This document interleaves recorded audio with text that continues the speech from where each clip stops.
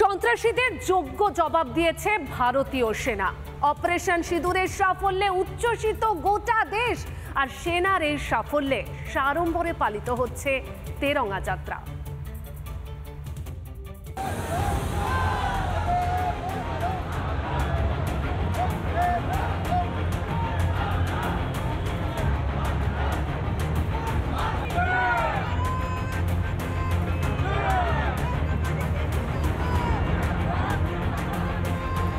কাশ্মীর থেকে কন্যাকুমারী, আহমেদাবাদ থেকে কলকাতা, সর্বত্র সেনার সাফল্যে উচ্ছ্বাস।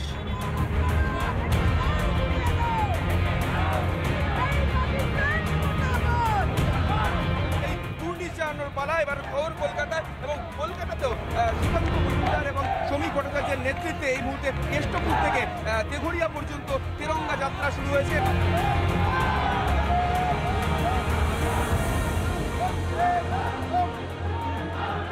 ভারতবর্ষের হোম মিনিস্টার যখন স্বয়ং হাতে তিরঙ্গা পতাকা নিয়ে নিজের এলাকায়, নিজের সংসদীয় ক্ষেত্রে রাস্তায় হাঁটে, তখন বুঝতেই পারছেন আমরা সেনাবাহিনীর এই যে গৌরব গাথা, এই গৌরব গাথায় মানুষ, দেশের মানুষ কতটা উদ্বুদ্ধ হয়েছে।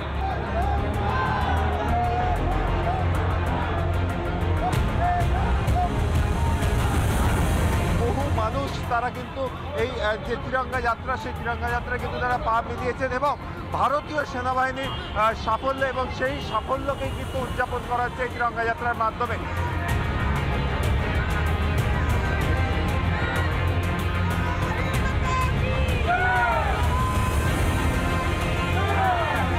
ভারতীয় সেনা, ভারতীয় বায়ুসেনা, ভারতীয় নৌবাহিনীর এই বিপুল সাফল্যকে সম্মান জানাতে দিকে দিকে গোটা দেশের বিভিন্ন রাজ্যের বিভিন্ন প্রান্তে পালিত হচ্ছে তিরঙ্গা যাত্রা।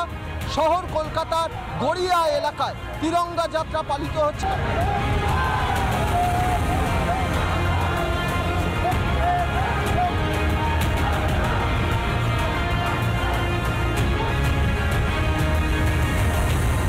রিপাবলিক বাংলা।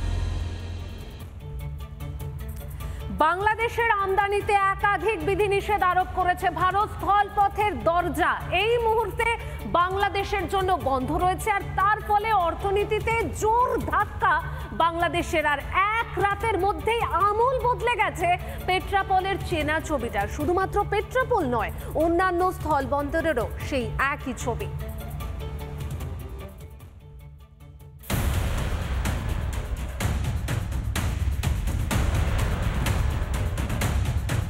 বাংলাদেশকে বাণিজ্যে ধাক্কা ভারতের। ভারত বাংলাদেশ সীমান্তে বাণিজ্যে বড়সড় ভূমিকা থাকে পেট্রাপোল স্থলবন্দরের। প্রতিদিন গড়ে 250 থেকে 300টি ট্রাক বাংলাদেশ থেকে ভারতে ঢোকে পেট্রাপোল সীমান্ত দিয়ে। শনিবার কেন্দ্রের কড়া সিদ্ধান্তের পরই এখানকার রোজের ছবিটা বদলে গিয়েছে।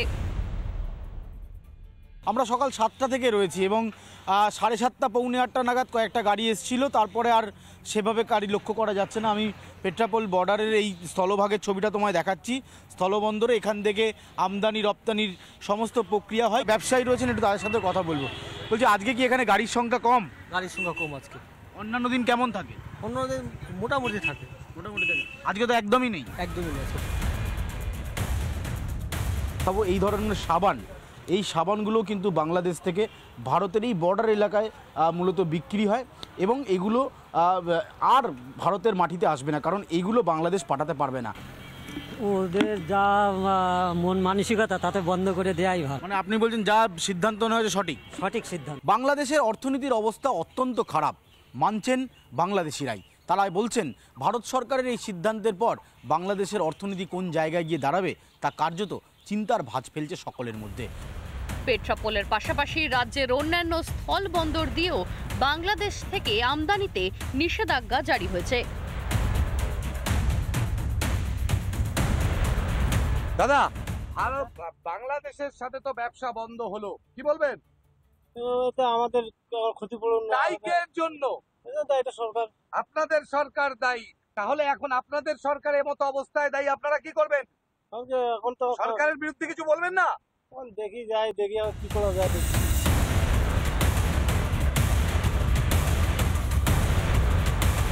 শুধু আমার বলে কথা না, আমি মনে করি আমার ছোট মস্তিষ্কে যে আমাদের দেশের জন্য এটা বিরাট একটা ধাক্কা।